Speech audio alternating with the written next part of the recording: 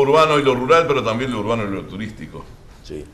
Uno de los principales actividades de Canelones, todos sabemos, es la actividad turística con la Costa de Oro, allí con su costa de 70 kilómetros, con una capital costera, digamos, como es Atlántida, y muchos balnearios que han crecido como balnearios, pero también como ciudades, ¿no? Cada vez más.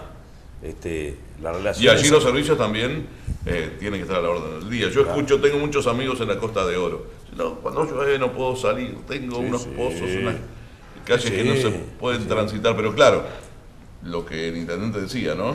La ciudad de la costa creció explosivamente. Se decía en algún momento que fue una de las ciudades que en el mundo creció más demográficamente. En la década del 90. Exacto. Y no se pensó en los servicios. No. La gente, era un collar de balneario, ciudad de la costa, exacto. Que se transformó en una ciudad con todo. Creció espontáneamente. Y ojo que la Costa de Oro le está pasando lo mismo. Yo estoy viviendo Salinas permanente. Antes aquel balneario que era Salinas, hoy ya es una ciudad como Atlántida, lo mismo. Mucha gente está haciendo vivir a las toscas permanentes, gente que vivía en Montevideo. La costa tiene eso. A diferencia de otros lugares del departamento, donde... ¿Por qué creció, no? Hubo una época donde el tema de la propiedad y los alquileres en Montevideo se pusieron muy altos. Y ahí la gente buscó la casita de la playa. Estamos hablando de hace muchos años. Después, yo creo que a la costa mucha gente se ha ido, ya no tanto por necesidad, sino no por la necesidad económica imperiosa, sino por la necesidad de tener un lugar más tranquilo, donde pueda tener el parrillero, como tú decías. Porque además, más allá de todo el tema de la movilidad y todo, a 1 hora y poco en Montevideo no es tampoco un disparate. Estoy pensando 1 hora y poco. No. Es que las comunicaciones el transporte ha evolucionado mucho. Yo no sé cuánta gente se acuerda. La doble vía Punta del Este le cambió la vida a toda la doble costa. vía, el tramo ese que estaba entre el Pinar y el Puente Carrasco, ¿cuántos años fue vía simple? Aquello era un desfile. Sí, Hoy es doble vía, igual sigue amontonada, ¿no? Sí. Pero ahí tenemos una realidad. Hoy tuvimos una reunión con la gente de OCE, y yo hay cosas que de repente no las sé. Están extendiendo la red de agua potable, ya están llegando allá a San Luis, Araminda, el tanque de Araminda se reactiva, cosas que son también servicios de otros, ni hablemos del saneamiento, que es un capítulo aparte donde sigue siendo un gran debe país en este caso. De cualquier modo, la Costa de Oro veo cómo está creciendo el colector. Ciudad de la Costa le estamos metiendo el saneamiento en la obra de infraestructura urbana más costosa del país desde el año 2005 para acá, urbana, la más grande. Es brutal lo que se está haciendo ahí, que vamos por franjas, ¿sí? Hasta lograr que esa población de 100.000 habitantes tenga saneamiento. Eran 100.000 habitantes sobre Pozos Negros. Del arroyo, del Pinar incluido, hacia el este, digo yo, entonces, ahí son 50.000 habitantes más sobre Pozo Negro. Entonces, ahí sí es cierto, es responsabilidad de la OCE, pero también nuestra, de ir acompañando con el tema de la vialidad. ¿Tiene capacidad de la Intendencia para ir mejorando todos esos servicios que la gente reclama? Muy lento, es lento esto.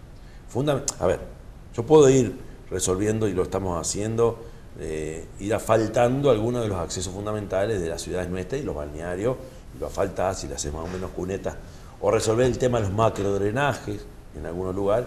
Por ejemplo, no tenemos planes, Ciudad de la Costa está encaminado, bien. En la zona mía, de allá de Salinas, donde en febrero del 2014 explotó, creció el agua y la gente... Hay un plan de drenaje de la zona Salinas Norte, hay un plan de drenaje al sur, lo que no tenemos todavía, que hay que hacerlo, un plan de sistema de drenaje Marindia. Y ahí hay gente, entonces... son capítulos pendientes que hay que seguir trabajando y no parar, y ya tener pronto algún proyecto para el saneamiento de toda esa zona futuro. Estoy hablando de proyectos de 20 años para adelante, que es un proyecto, a ver, en el interior del país el saneamiento es responsabilidad de OCE, en la capital es de la Intendencia de Montevideo. Pero nosotros tenemos que ir acompañando, porque la OCE cuando mete un caño rompe todo y hay que ir cerrando, y tenemos que acordar con la OCE. Intendente, pero también ese crecimiento explosivo poblacional en la costa también debe haber propiciado un crecimiento explosivo de la recaudación municipal. Claro contribución, que sí. ¿no? Claro que sí. Y una zona de contribución cara, no, está claro eso. Y ese dinero obviamente entra al gobierno municipal, pero no vuelve exclusivamente a donde viene el dinero, digo, lo tiene que redistribuir en otros lugares, ¿no? ¿Cómo se lleva adelante ese equilibrio? Es complejo, pero la gente entiende. Porque la gente dice, yo pago la contribución religiosamente, pero no tengo un buen alumbrado público, no tengo una buena calle para salir de mi casa y pago, como dice el intendente, la contribución más cara del departamento. La plata que yo pago se me va a 70 kilómetros donde yo vivo, ¿cómo es? Sí, la caja es una sola. Por eso. Lo que pasa es que yo comparto el criterio establecido de un criterio de solidaridad departamental, donde hay que atender las zonas más complicadas, la gente más necesitada, donde evidentemente hay más rezago, yo qué sé, las Villas de las Piedras, Toledo, Barros Blancos, necesita una mano grande, porque ahí no es que, hay muchos rincones del departamento donde la gente no se fue porque le gustó más vivir ahí, sino fue el único lugar que encontró cuando los planes de ordenamiento de Montevideo establecieron límites muy precisos. Entonces, el criterio de solidaridad está bien establecido.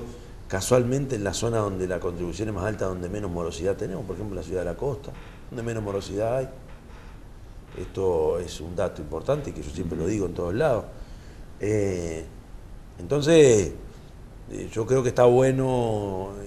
Hoy se instaló en el país el tercer nivel de gobierno, el gobierno municipal, del municipio, pero jamás voy a acompañar un proceso donde lo que se recauda queda ahí, porque ahí rompes aquello de la solidaridad que está establecido, incluso a nivel país está establecido, es decir, los recursos de la OCE, por ejemplo, lo que la OCE recauda lo distribuye donde más se necesita, lo mismo tenemos que hacer nosotros. Entonces, la gente eso lo entiende, no. Yo creo que se comparte ese criterio, creo que venimos de un país y seguimos manteniendo un país donde esos criterios mínimos de solidaridad están firmes, y yo creo que es de una época que le llamamos época ballista, donde eso no se discute, el tema de la empresa pública, el tema de la intendencia. Entonces, cuando nosotros presentamos el presupuesto, cuando lo vayamos a presentar, va a haber hincapié evidentemente en las zonas más rezagadas, pero también las zonas más firmes, donde están pagando buenas contribuciones, piden algún que aterrice algo. Bueno, tenés que mantener ese equilibrio que no es fácil. Yo he notado acá, y sigo con la anotación, 3 temas de los cuales los intendentes generalmente no hablan porque no se les interroga acerca de ellos, que parece que fueran de menos importancia. La cultura, el deporte, el medio ambiente. ¿Lo hablamos tras la pausa? ¿Cómo no? Ya volvemos.